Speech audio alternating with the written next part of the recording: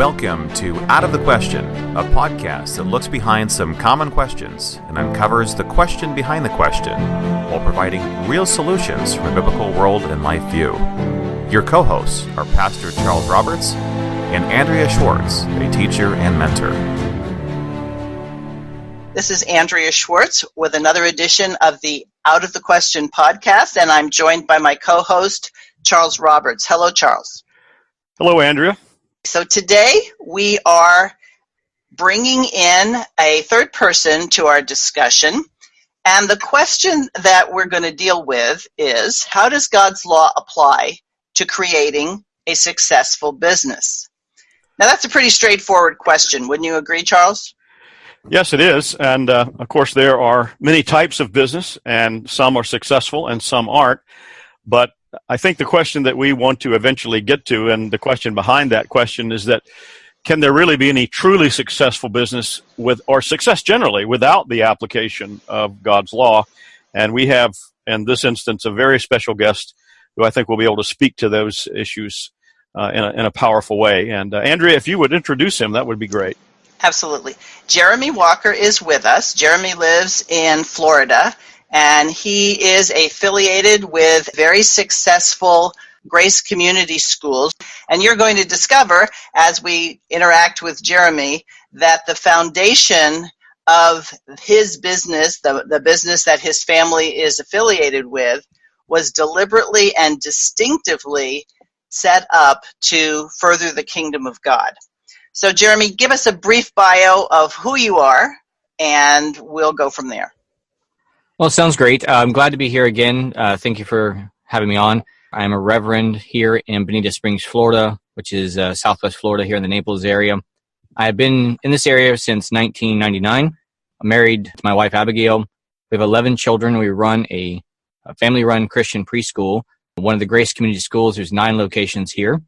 Originally started in 1986 by Dr. Ellsworth McIntyre, and I help supervise all 9 locations as well, so day-to-day operations, that kind of thing. And we also help run our apprenticeship program, where we train other people to run schools like we do here as well. So I mentioned at the outset that when these were formed, that it wasn't they were formed and then somebody said, wow, we should probably apply the Bible to this. Tell us a little bit about Dr. McIntyre and what he was thinking when he actually started this enterprise. Yeah, Christian education is a very important topic, which Chalcedon, of course, is heavily involved in, and Grace Community School has been involved in since the beginning. So when it started, the question is how are we supposed to educate? And of course, God's law, the commandments, Christian education is the basis for true education.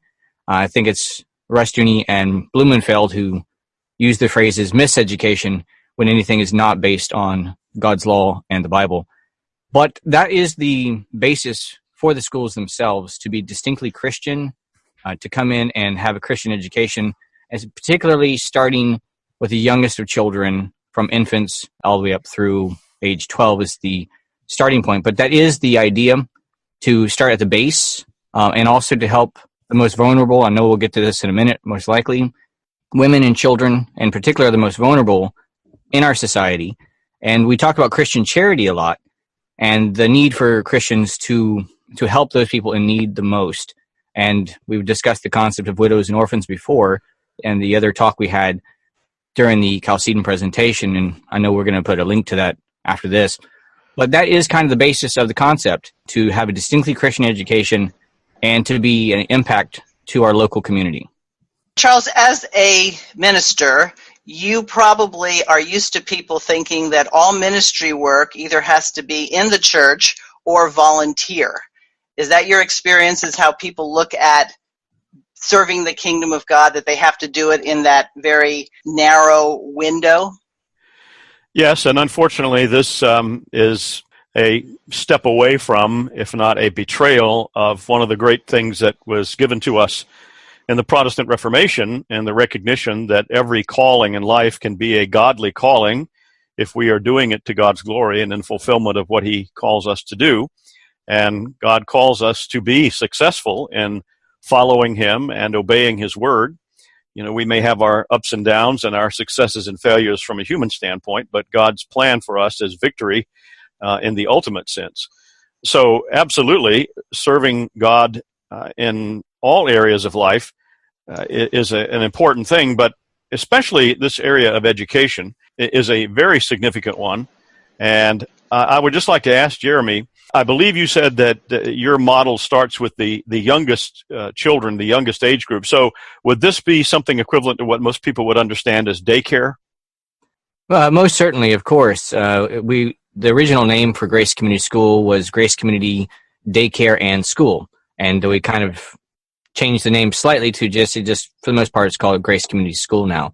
But the concept that it starts at the daycare and or preschool level is the focus of the ministry we have here.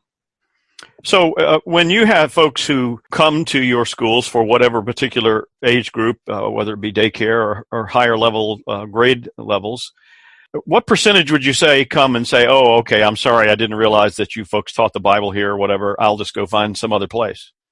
Well, we have quite a few people. Our schools, unlike the vast majority of Christian schools when I was growing up, and I think probably the present, they think that the Christian school is only for Christians. So this is where all the Christians go or all the church members go. And that's not the kind of setup we have. We have more of an evangelical setup. So anyone in the community that wants to come to our school, bring their child, can receive a Christian education and, as we said before, Christian childcare.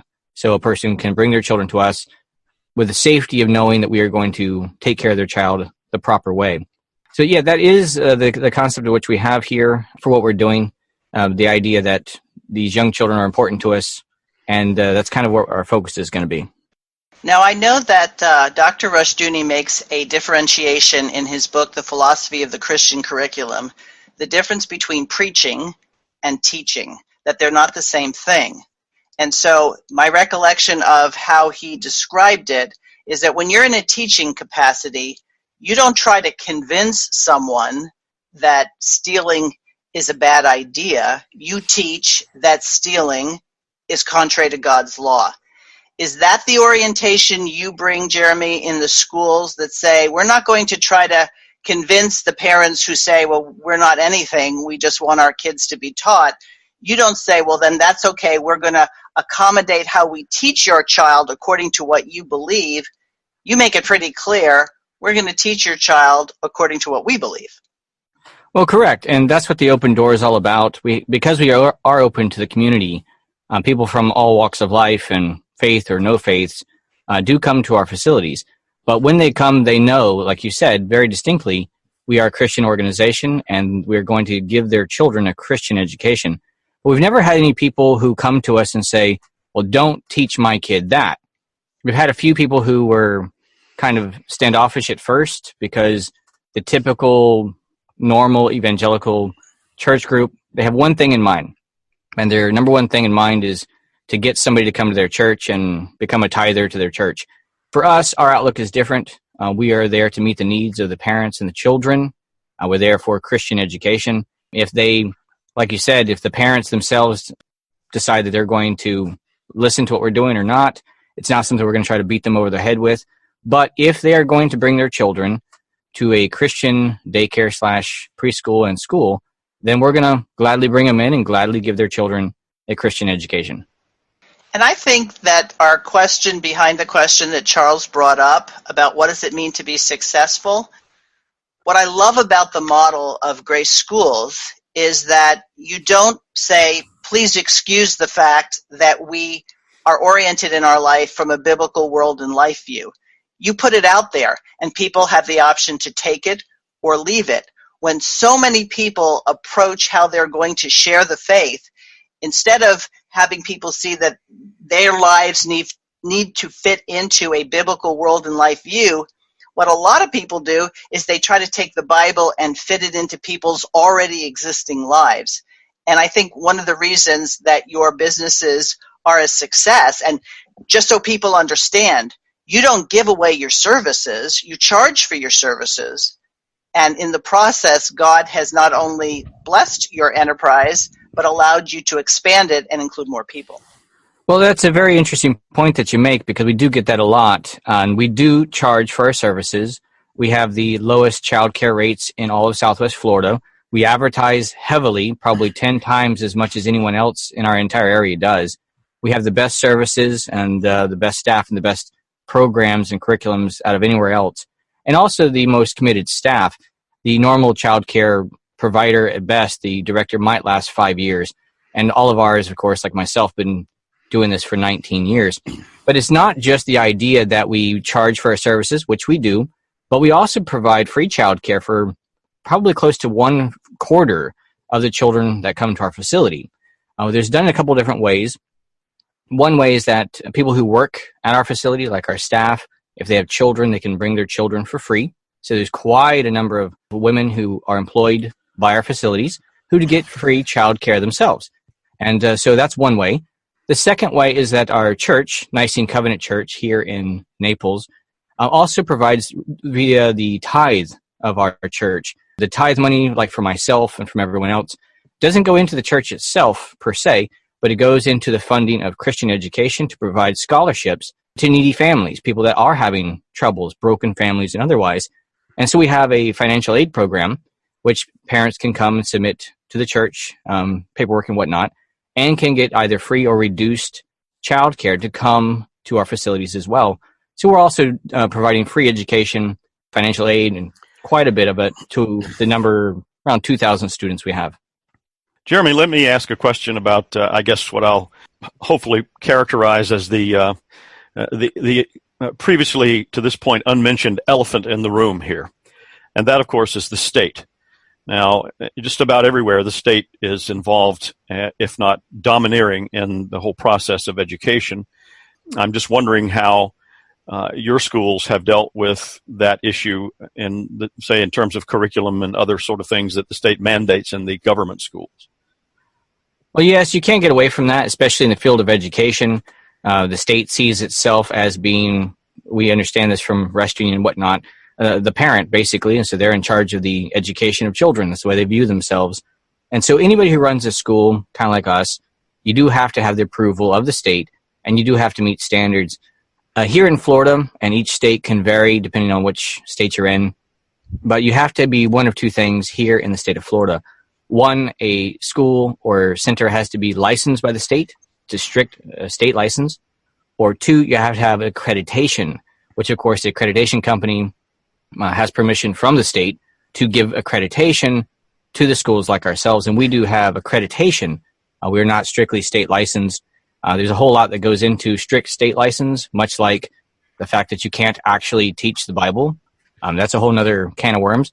But people that are accredited, like ourselves, are free to do that. And in fact, that's why there's this little room, this wiggle room, which the state has allowed for us to do. And so you can, especially in the state of Florida that I'm very familiar with, operate a school that's distinctly Christian, even in an environment where the state is always trying to overreach. Let me share with you all a story that I'm personally familiar with. And Jeremy, I'd be interested in your thoughts or reaction to this. I was a pastor in the upstate New York area, and that's a broad area. I'm being specifically vague. For 18 years, and there was a man and his family who were members of the church where I was pastor, and he was, for a number of years, the headmaster of a Christian school that was attached to a church, not unlike the Nicene Covenant Church, very similar in theology and outlook. And he inherited that job of headmaster of this school from someone else, I believe. And so he was telling me that on the first week or so of his job, he was sitting in his desk. I may have the details of the story a little bit fuzzy, but it's essentially this. There was a room off to the side or a desk off to the side of his, something like that. And he was asking the secretary, well, whose desk is that? And she said, oh, well, that's the nurse. That's where she sits. He said, nurse, what are you talking about? She says, oh, yes, we have to have a nurse here. And so it wasn't long thereafter the quote nurse came in and sat down. And so he said, I happen to know someone who knew all about New York state education requirements and all that sort of thing. So he made a phone call, and he found out and learned that having a nurse to, in this case, give out vaccinations was purely voluntary on the part of the school. It wasn't absolutely required or mandated. So he went back to the nice lady and suggested that she might go find another school because he didn't want her there. That's an example of the sort of thing that, becomes an issue in some cases. You have any thoughts about that story? Well, a lot of schools, if you're going to be a Christian business person, you're supposed to be the best one there is.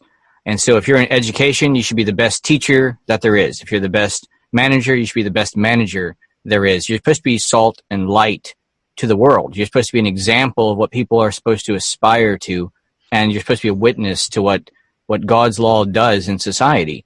And so as a business person, no matter what your business is, if you're running a grocery store or a childcare facility, no matter what it is, you're supposed to be the best at what you do. And so the description you gave is a businessman or somebody who's a director seeing something that was unnecessary and it's waste to a facility. And a lot of times what you'll find is whenever it's not personal, and this is why our model is more of a family-run Christian school model rather than a church-run or board-run type school, because whenever it's not personal, people tend to bloat or inflate. The costs aren't as important to them. They are more worried about getting their friends jobs and that kind of stuff. But when it's personal, if you're going to do a good job as a business person, that's part of the job. Your job is to see what is necessary to be productive, what's necessary to fulfill the function that I need. How many staff members do I absolutely have to have or need to make my school better? And so I think that what the man did there is exactly what I would do. And if he's a good director or administrator, he's going to, as I like to call it, cut the fat. You're going to get rid of loss. And you talked about earlier the concept that people are in donations based or otherwise. But the idea is that they in Christian communities, somehow they're making money or being focused on that isn't really something that they like to focus on. But everybody has to have a job. Everybody has to have money. In fact, it's part of the Christian's duty to provide for their own. And if they don't, they're worse than an infidel. So you have to have money to do that. So if you're going to have money, then you should be the best business person there is and make the most money. That would include, in this case, not having excess expenses. So I think that the man in the story did a very good job, and that's the Christian administrator's job and businessman. You mentioned that the model is more family-based than just profit-based, although you can't eliminate profit. From a biblical world and life view, not only do you have to provide for your own, but there's the requirements of the tithe and exercising Christian charity. And obviously, since the tithe, all of the tithes, there's more than one, as we all know, but the tithes have to come as a percentage of what it is you have as income. So if you try to make it that to be truly Christian, you never have a profit, well then, in which case you'll never tithe. That's definitely the problem, is that there are a lot of organizations out there, and that's kind of the issue with most people, is that someone has to make a profit. Like you said, if they're going to have a tithe, somebody had to make a profit somewhere. Somebody had to do a good job in the business world and making money so that they could, as you just mentioned, produce a tithe that would be used for charity and other purposes.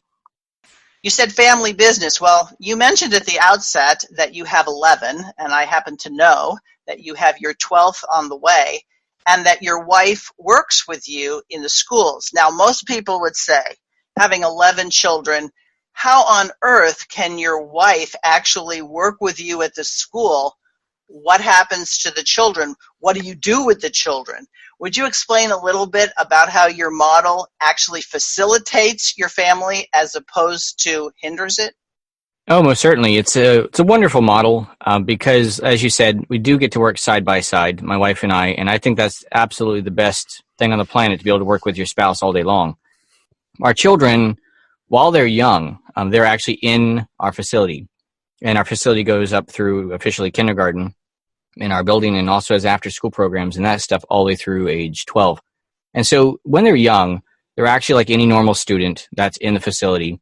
They're in the classrooms with the other students, with the other children, with their teachers, doing the normal stuff that we'd normally do throughout the day. Now, as they get older, of course, and they move out of the classrooms, let's say into first grade, at that point, it's more of a hands-on homeschooling type thing, where my wife and I actually are with our kids. They're at the school, and we actually do their education there at the school while also operating the school as well. Kind of a juggling act, but it works very simply. It's very natural and it's very easy to do as well. And beyond that, the kids also get to learn business skills. So they're not just doing all the book stuff, but the kids are actually learning how to actually run a business as well. They're watching us, seeing us, they're listening to us talk. They do get small jobs like how you would give children chores around the house. Well, we give the children chores around the school as they're younger. So they get to participate. A good example of that is now my daughter is now 13, and she's actually, when she's not done with her doing her schoolwork, she's helping my wife on the desk. She can answer the phone. She can take visitor calls.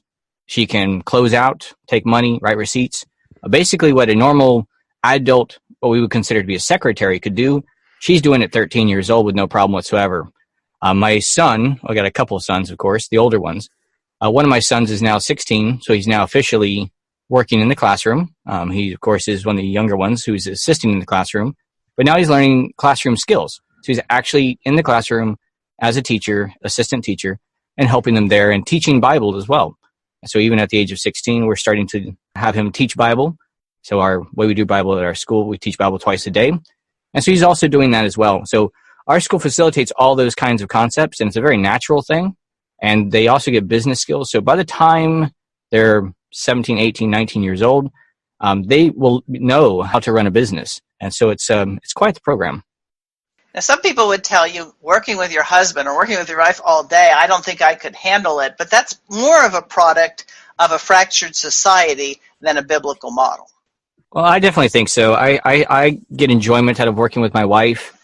We all know how husbands and wives are, and they're two sides of the same coin. And there is always the pluses, and there's always some minuses because there's you're two fallen people.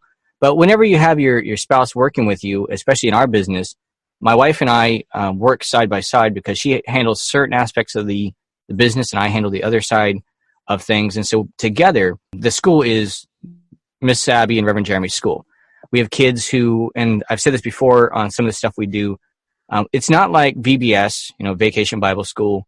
It's not like soul winning or seeing somebody at church. These kids, quite a few of them, will actually be with us for over 10 years. That's a long time to see somebody day in and day out. They see us as a married couple, Christian family. One time, just a side note, funny story, we had taken our kids to Chuck E. Cheese, which is a local place you can take kids, like an arcade type thing here in Southwest Florida. And we ran into some of these kids that were part of our school. And all of a sudden, we found out that we didn't have 11 kids. We now had 13 kids because two of them decided they were going to just join our group and followed us around the whole time wherever we were at. But it happens all the time because they feel like they're part of our family. And I mentioned this before because you said families are fractured. And that's very true. I like to view our schools as places where kids can go away from the world. They get to see what a Christian family looks like. They get to see what God's law looks like, governing in a very small sphere, society. Because inside the walls of our school, God's commandments are the governing product. How we interact with the kids, how we interact with the teachers, the parents, all of it. And all that's governed by God's law. And so it's something the kids don't ever get to see. So when they walk in our doors, it's something that makes a very big impact for them. And they come back years and years later. And there's one thing they expect to see, and they do. They expect to see us still there, and they do.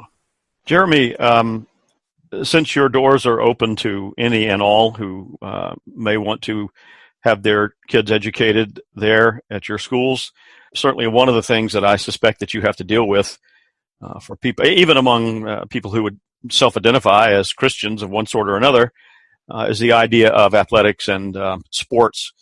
And I know in some Christian schools and others, this becomes a big-ticket issue. Some people, that's the main thing they're interested in for little Sally or little Johnny is to be able to play football or soccer or volleyball or whatever in terms of interleague or interschool play. How do you address that when it comes up? Well, it's a good question because all parents have different criteria, a different standard that they're looking for. It doesn't matter what it is. And as they get older, athletics is one of those concepts. Now, our school actually does have programs like karate programs, dance programs, art, music. We provide additional classes for children all the way up through age 12 at our facility. So we do some of that already. We do incorporate those. Those are additional costs. We bring a person from the community, like a karate instructor or a dance instructor, into the facility and provide these classes at a cost like $10 per class per week for the parents if they would like to participate.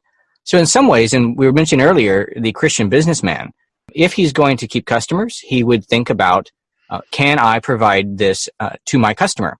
Does my customer want this? And if it's something that he can provide, it makes sense, it's going to be able to be something he can pull off, then it's something he should definitely think about doing if it's something he could actually pull off and produce for his customers, because the Christian business produces the best product and makes the happiest of their customers because they're meeting a need that the customer wants. Now, you can't meet all needs, and you can't make every person happy. There are limitations to every business. So the school really has to sit down and say, what is it we're about? What is it that we actually provide? And you have to understand you will not appeal to every single person. It's not possible. So you have to shoot for your demographic, meaning the type of parent that you want. You're producing the product that a certain group of people that they want. And other ones that want something different, then they're not going to choose your facility. But you can't produce any business that will appeal to everybody. So you do have to kind of say, what is my business about? What is my school about? And then go with that. And what I like that you've done is you've recognized a need, and you've recognized a need not only culturally, that there are probably a lot of single moms who have to work, or two-family households where, whether it's bad decisions in the past of getting heavily into debt or anything like that. So you're satisfying a need. But too many people think that somehow or other you're going to be prohibited from being who you are as you satisfy that need. And this gets us back to the success that we should want is the success that comes from the blessings of God. Can you share a little bit about how, in the face of potential threats, God has been faithful to Grace Community Schools in making sure you continue? Well, yeah, there's many things that you do, and we mentioned as well, some people view the idea of God's providence and God's protections as some kind of a supernatural force that just kind of hangs over a person. But really, the vast majority of God's protections are built into His Word already. In other words, His law. Whenever you have in the book of Proverbs, which is absolutely covered in practical explanations of that you should do this and not do that, this is God's guidance and wisdom of how to act. And so you can't view anything as providential as meaning that I can't do bad things and expect God just to come down and swoop down and save me. So if we want to have God's blessing, then we first need to start by knowing what He wants us to do and doing that. And in business, you should know how God wants you to treat your customers, how God wants you to interact with other people like a government official, if it's a police officer or otherwise. And the sad part is you see in the Christian community a sad disrespect for authorities. Now, it doesn't mean we always agree with everything the authorities do, but you can't deny the fact that they are the authorities. So you have to do things that are lawful within the climate that you find yourself. So one of the biggest successes that we have for Grace Community School is that fact right there. One, we base our business practices based off of God's law and how He would tell us to act towards people, towards customers, towards staff and employees, towards our own families and our responsibilities to the community, to the authorities that are around us. In other words, you wouldn't try to open up a school and not try to either be licensed or accredited. This is going contrary to the authorities that say you have to have one or the other, at least to run what we're talking about here, a Christian preschool. And so we follow the rules. And when we follow the rules, when we obey the authorities that are there, within a certain limitation, of course, they're not asking us to violate God's law, and so you can go down the road to that point. As far as business practices and things like that, I would say those are the biggest things that keep people out of trouble, and God's providence is built into that. And you do have to say also God has supernatural protections as well, clearly. But I would say the vast majority of the problems when people get into trouble is because they themselves are the source of those problems. And they kind of want God to swoop down when they've been irresponsible in their business or otherwise and say, well, my business is failing, and I need God to perform a miracle. Well, maybe, as Mr. Charles Roberts just did a few minutes ago, maybe you should have been a better administrator and your business wouldn't be failing. Maybe you should have taken God's advice about how to treat your customers, what kind of product to produce, or how you should treat your authorities that are over you. Maybe if you did that, you wouldn't be now in the current position that you're in.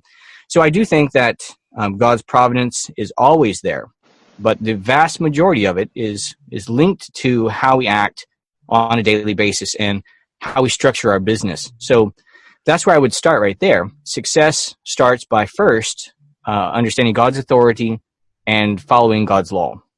Jeremy, let me ask you, in terms of when your father-in-law started the first school or schools, however many years ago it was, how, if at all, how has the model or the basic principles for operating schools, how have they changed or developed over the years? Well, the schools themselves have developed quite a bit over the years. It's been 30 plus years now. And so you do have to, and we're talking about here best business practices and things like that as well. And you have to be ready as a good businessman. You have to be flexible if you're going to succeed. And you produce a product whenever you need to change. You have to change. Whenever you see a need, you have to change to do that too. So over the last 30 years, our schools have changed quite a bit. It'd be kind of difficult for me to explain every area that it's changed in, but basically in how we present ourselves, the products that we produce, things like that. Like we've developed, of course, our preschool curriculum. It's called College Can Begin at 2. That's one of the things that we developed over the last 19 years when I was here. We've developed that. And so our schools have changed a lot. The dance programs, music programs, karate programs, the reading programs have been integral since the beginning. So we are one of the only schools that produce readers, children that read. In fact, on an institutional level, Mr. Sam Blumenfeld talked about this all the time. We got to see it in practice. The educational facility as an institution as a whole is against children reading. I was actually in a meeting one time with a state instructor at a child care class, and they were telling us that teaching children to read was inappropriate, basically using phonics, the phonic method. I remember asking the person, I said, well, how do you think children learn to read? This is somebody who's supposed to be teaching a class. And they said, children learn to read by looking at books. And I just sat there dumbfounded. I'm like, and you're an instructor? I don't get it. But we have had to adapt and change ourselves over the years, lots of different ways. We've also developed and changed what our school physically looks like, classrooms, what's in them, our playgrounds in particular. You can go to our Facebook page, Grace Community Schools, on Facebook, and you can see our playgrounds are just absolutely fantastic. We have the best playgrounds in the entire community. It's just amazing. But so we always are updating ourselves and always trying to better the product and always trying to give something more to the customer. And so those are some ways that we've developed. But other things like our Bible programs, our reading programs, a lot of our core products have not changed at all. Would you share a little bit at this point about not only your apprenticeship program and kind of talking about what that looks like, but your preschool in a box program that is relatively new? Yeah, the two programs kind of go hand in hand. The preschool in a box was an idea we developed close to about 8 years ago and was in development for about 8 years. Of course, over the last 30 years, the entire thing was put together, but only recently it started really getting packaged together, and I was the integral person that kind of helped put that together. Inside, you can go to our website, gcsapprenticeship.com. There's a tab that says materials, and you can see preschool in a box right there. And it'll be soon also available to look at on the Chalcedon website, I believe, as well. But basically, it comes down to is we wanted to say, what does a person need to run a school? Kind of take away any apprehensions a person had. And so our preschool in a box basically has the operations manual, which is everything you need to learn or know about how to run a facility. That's teacher training, policies and programs, everything that's inside of it, 30 years of experience. Then you have the curriculum. That's all the games and activities, the learning programs, the reading programs, all that kind of stuff is in there. And so from top to bottom, it's everything a preschool needs. We are running 9 successful preschools that are profitable on this program. So it's not like it's an idea. It's not like it's an infomercial. It's actually somebody going, we are running successful schools using these materials, and we'll give them to you. And so basically we're just looking for people to get inspired and motivated, and we're trying to equip them to do that. And that's kind of what our involvement is with Christian Reconstruction. We're saying we don't all have to sit around as Christians and keep reinventing the wheel. Let us help you, and let's give you a 30-year advantage over the concept of education. Now, the apprenticeship program is part of that. Because we're so good at what we do, we actually bring people here who are able and desirable, and we will actually bring people, specifically young people in particular, here to our facilities. We give them free housing so that they have a place to live. We also give them free college, so bachelor's degrees, master's degrees. We also do hands-on training. And because, once again, like I said, we are very successful at what we do, the apprentices get to work with people who know exactly what they're doing and learn the trade. And so that's very invaluable right there. Our programs typically run 1, 2, or 3 years. We have the programs allowable for people, but 3 years is really what a person needs, because you have to get experience and you can't rush it. Like, a person can get the preschool in a box, of course. It is everything that we utilize here, but there's a difference between having the skill and being able to use those materials properly. So that's where the apprenticeship program comes in. Those people that can't apprentice or actually, take out 3 years of their life, we also have consultations for people as well. Basically, we'll help any way that we possibly can. We also invite people to come and visit. If you want to just come down and to see the program in action, if you're saying, this seems too good to be true. And I've actually had many people tell that to me. It's really not too good to be true. It's the fact that we are looking for people just to help get into what we like to call Christian Reconstruction in the educational community. And we're going to do everything we can to help those people. So that's kind of a synopsis between preschool in a box and what the apprenticeship program is. So it seems to me that if there are families that have focused on giving their children a good Christian education in the homeschool, typically by the time much earlier than their counterparts in the culture, they're ready to work. Like you mentioned, your 13-year-old daughter and your 16-year-old son. At what age do you accept apprentices, and would you think that this is a viable next step for the homeschool graduate? I definitely think it's a viable step for the homeschool graduate, because it's going to be, once again, that setting alone by itself. I mean, you're thinking, well, what should we do about calling? What should we do about college and higher education, vocation, all the things in between? And like I said, you don't have to worry about where you're going to live, because you get free housing. That's one of the things that we incorporate into our programs. That's covered. And while a person's here, they actually can use all the money that they're not spending on that kind of expense and save it for the future. And it's part of why we do what we do. They also get the college. They're not spending any money on a college degree. And we know, I'm sure you guys have probably talked about it before. I talk about it all the time. But college degrees themselves, the price is ridiculous. And by the end of the time you're done with it, now you have debt, and now you're trying to pay off that debt as you're trying to work at the same time. So you're avoiding, number one, cost of living. You're avoiding college debt, getting the degrees that in our society you have to have for certain various things. And then, of course, on top of that, you're actually going to learn how to run a school successfully. People will actually tell you how to do it. So the age that we start, person has to be able to live on their own, because we don't have anybody here who can, of course, take possession of a child or responsibility for them. So 18 is the minimum age that an apprentice can come work for us if they're on their own. Kind of like I did when I was 18 years old. I actually came myself here as an apprentice years and years ago, back in, was it 1998, 1999? Back then, I actually came as an apprentice originally back then. So that's the minimum age for those people who are going to live on their own. They have to be considered to be an adult and responsible for themselves while they're here. There are families, however, who, if a family wanted to get into this type of thing, we do have housing for families. And so the youngest age would be infant, because the parents, of course, are the responsible parties for them. And as a family, we have had many people who come to our programs and join as a family, and they get to learn what we do, and then they can go off and start their own school and run their own. So you've thought about all the possible permutations of how someone might do this, and we'll post it, but would you repeat again how people who might find this intriguing and saying this is something maybe we've been looking for, how would they contact you? There's a couple different ways. The first is via the website, which is gcsapprenticeship.com. You can also find us on Facebook at GCS Apprenticeship as well. You'll find it there as well. You can also contact me. You can call me on my phone at 239-234-2888. 888-2799. It's a direct line to me if you'd like to talk to me. We also have email, which is gcsapprenticeship@gmail.com. I take emails as well. All that goes directly to me. And so I can help anybody with any kind of questions that they have. Well, that's quite a lot of accessibility. I have one more question, and then, Charles, I'll turn it over to you. If you have any remaining questions, it's very easy when a family is doing things together to make what they're working on become consuming.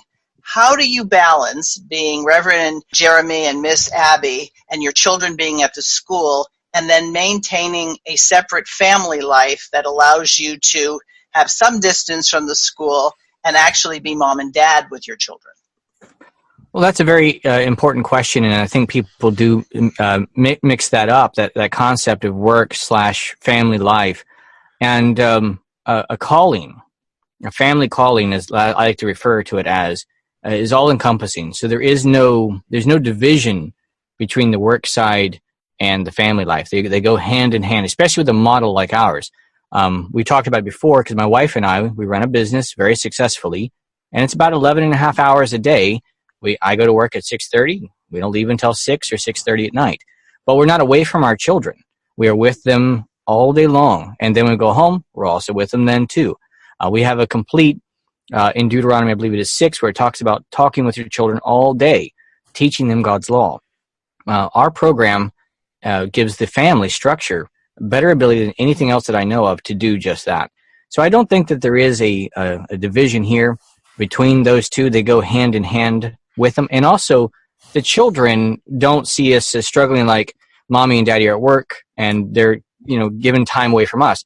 They are also an integral part of the business itself. So they're important. What they do with us is important. And so I don't think there's any struggle between the two as a division, because it is working together. The family works together. The family goes home together. It's an all-encompassing type of program. Thank you. Charles, why don't you wrap us up? I'm sure you still have things you want to ask or add. Yeah, I would just like to, as a final question, ask if I remember the presentation, Jeremy, that you made to the meetup group of a few weeks ago. I think you mentioned that your schools are pretty much all located in Southwest Florida. Is that correct? That is correct, yes. So if someone shows up from Jacksonville or Pensacola or even Mobile or somewhere in the general geographic area and says, I like what you're doing here and I want to replicate that, is what you're doing sort of a franchise sort of thing, or people just simply can take your model and go with it how they want to?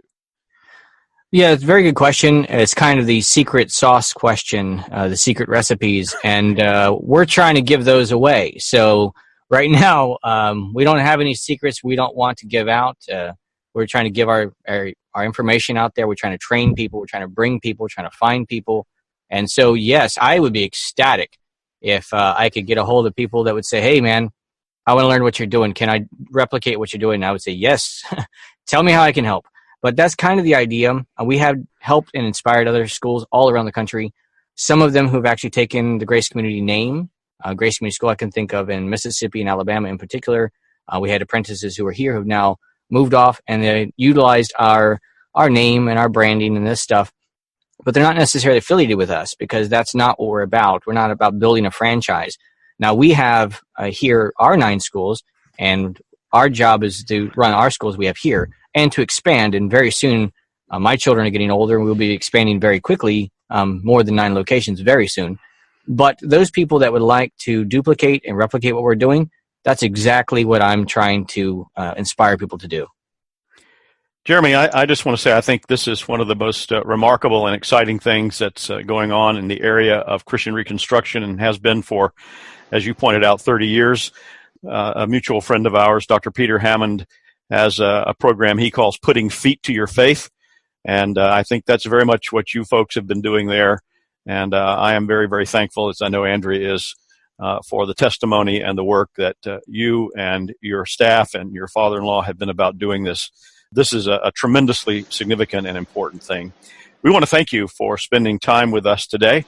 And we hope to put information linking all the various things that you've mentioned for people who want to find out more. And we'd encourage our listeners to please look into this, surely all of us know if we don't have children ourselves at home who would benefit from this type of education, we have neighbors and friends who would.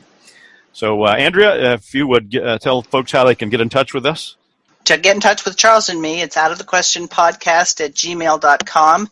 Please make use of the links that Jeremy provided. There are some books that have been written over the years that sort of, not so much in an owner's manual or administration manual will tell you how to do it, but it'll give you a lot of the philosophy. And what excites me about this is that this whole idea, which can be applied across the boards to other areas as well, finding a need and satisfying it, is all about storming the gates of hell. This is not a retreatist point of view. This is a point of view of victory, and how exciting that we can share fellowship and an outlook with people in various areas of serving the needs of people, and as a result, they'll see our good works and, of course, glorify our Father in heaven. So, Jeremy, thank you so much. Thank you for having me. Thanks for listening to Out of the Question. For more information on this and other topics, visit www.kingdomdrivenfamily.com.